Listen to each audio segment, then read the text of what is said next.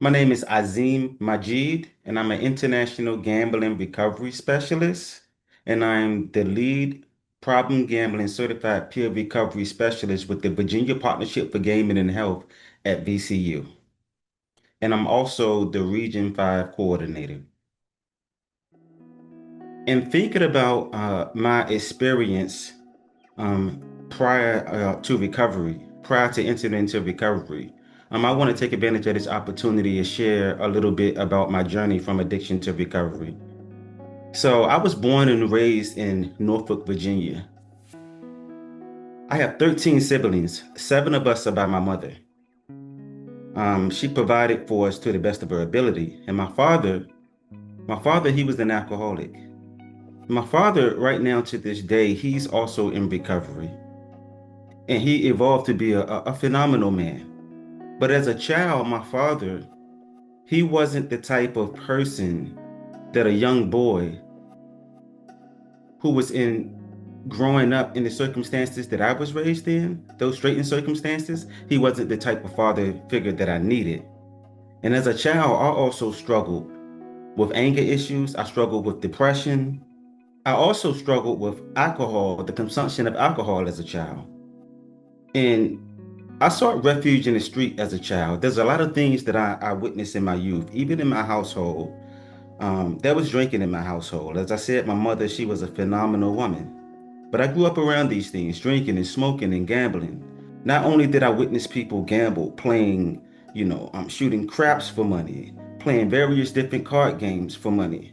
But I also started the act of gambling while I was in the streets. I did it all from shooting craps, shooting CeeLo, playing tunk for money. But as a child, people used to tell me that I had an addiction to alcohol consumption. So me and my young and inexperienced mind, I thought that addiction had a look. My understanding of what an addict was so far from what my perception was in that particular moment.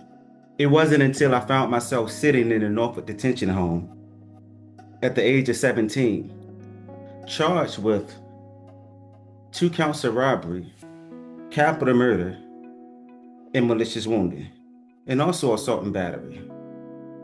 What made matters worse is that I had no recollection of the crimes. What was said about the offenses on this particular night was that I consumed abnormal amounts of alcohol on this night to the point I started having grayouts and then I started having blackouts and I felt disrespected and one thing led to the other. But to fast forward, what made matters worse was that the state sought to try me as an adult, and their motion to certify me to be tried as an adult was granted. I was devastated. And when I entered into the Virginia Department of Corrections, I didn't know like how I was going to do it, how I was going to survive. It was still a blur. But one thing that I knew is that that wasn't the type of lifestyle that I wanted to live. I didn't want to spend the rest of my life in such an environment. And at the outset of my entering into the Virginia Department of Corrections, there's two vows that I made. The first vow that I made to myself was whatever led to me being convicted, then I would never ever do that thing again in my life. And that one thing that I could pinpoint was the consumption of alcohol. I held myself accountable. And now I'm proud to say that I'm approaching my 31st year of recovery without one drink of alcohol. The second vow that I made was that if ever I'm given my first opportunity to be free out in society as an adult, then I would spend the rest of my life giving back to my community. A thing is known by its opposite. All of that, me ending up in prison, serving 2 consecutive life without parole sentences, it was a consequence of me gambling with my life, right? A consequence of my brain being hijacked by my addiction. This was the consequence. And in that space, operating from that space, is where the motivation came from, the incentive, right? A thing is known by its opposite. I was able to arrive at that understanding with the help of other people that in order to get the opposite of what I was receiving in that moment, I had to do something different. And the opposite, of addiction is recovery. I started educating myself. I started developing a healthier relationship with God. And I grew to be a leader while I was inside the Virginia Department of Corrections. But not only did I start engaging in this process of recovering so that I can be in long-term recovery, but I also started aiding and assisting other people who were entering into recovery and encouraging people to enter into recovery and giving them tools that's going to help them sustain their recovery. 20 something years after I was incarcerated, I was blessed with the opportunity to file a second or successive habeas corpus. And a federal court judge granted my federal habeas corpus, vacated my life sentences, and held that I was being subjected to cruel and unusual punishment for 20 something years. Now, mind you, when I entered into recovery, I not only entered into recovery from my alcohol addiction, I not only stopped consuming alcohol, but I stopped, doing any type of illegal substance or any substances, and I also stopped gambling. I stopped it all. So my gambling never spiraled out of control. And I went back to the Norfolk Circuit Court, and the circuit court judge, she took in consideration what I've done, the work that I've done with my own recovery, and the work that I've done to help other individuals enter into recovery. The work that I've done to help them re-enter society, not so that they can get out, but so that they can stay out, giving them the tools that they need to be able to stay out in society. And she she re-sentenced me. She severed the sentencing statutes and re-sentenced me to 25 years for capital murder, 20 for malicious wounding, ran that concurrent with the 25, 10 for robbery, ran that concurrent with the 25, 8 for robbery, suspended, and a 12-month consecutive sentence for assault and battery. I served a total of 26 years. I went up for parole and was granted first parole. And since being released, I've held true to those two vows. I would say that the thing that I appreciate and value most about myself is my resiliency, my resilient spirit, my resilient nature.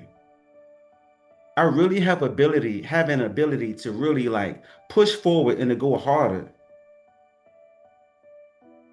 whenever my back is against the wall, so to speak. There's a principle that I live by that goes, never accept anything that you deem yourself unworthy of receiving. So when I'm in a situation and circumstance in which I can really think about the value of it or the lack thereof, if I feel like I deserve more, then my resiliency really kick in. If I feel like I deserve better, my resiliency kick in. And when it kicks in, I just push harder. This is what I value and appreciate most about myself. What I value and appreciate more about what others brought to my recovery, it would be their simple act of believing in me. And here's why I say that. Prior to entering into recovery, I really didn't give weight to the type of people that I had, invited in my life, or the type of people that I attached myself to. As they say, nothing changes if nothing changes. I never gave consideration to that. But once I entered into recovery, I became, very intentional about the people that I attach myself to, because I believe that in this principle that goes, you have to change the people, the places, and the things if you want a different result. I spend my life not trying to prove to people wrong who disbelieve in me. I literally spend my life trying to prove to people right who believe in me. And the people that I attach myself to are people who believe in me. Three wishes or hopes that I have about my future. My first wish is that I continue to utilize my lived experience to help other people, become stronger on their journey to recovery and more successful on their journey to recovery. The second thing is that while doing this, that I remain in long-term recovery. And the third thing that I hope or wish about my future is that I continue extracting the most out of each and every day, becoming a better version of myself. And I'm happy while I'm doing those three things. Three wishes that I have for others who are thinking about entering into recovery are this. The first wish or hope that I have for others who are thinking about or considering entering into recovery is that you arrive at the understanding that you know with certainty that you did not choose addiction. Addiction wasn't a choice. Yes, you chose to gamble, but you didn't choose to become addicted to gambling. The second thing that I wish or hope about those, or hope for those who are entering into recovery, is that you arrive at the understanding that you know with certainty that recovery is a choice.